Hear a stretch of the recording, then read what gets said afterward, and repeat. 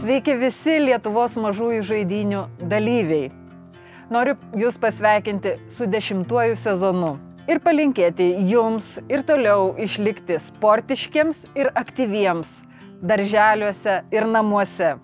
Šiandieną burtų keliu išrinkome 10 nugalėtojų, kuriuos pakviesime gegužės 31 dieną atvykti į šį prezidentūros kiemelį, kuriame kartu su Lietuvos tautiniu olimpiniu komitetu įgyvendinsime smagųjį olimpinį pikniką.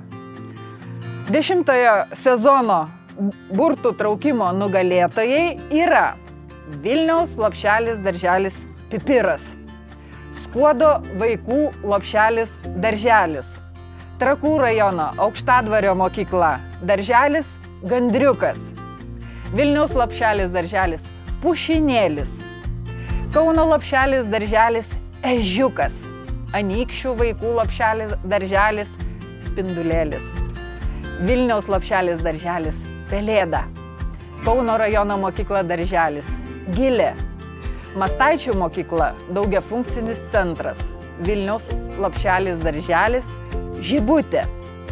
Sveikinu visus nugalėtojus ir nekantrauju pasitikti vasarą sportuojant kartu su jumis čia prezidentūroje. Iki pasimatymo!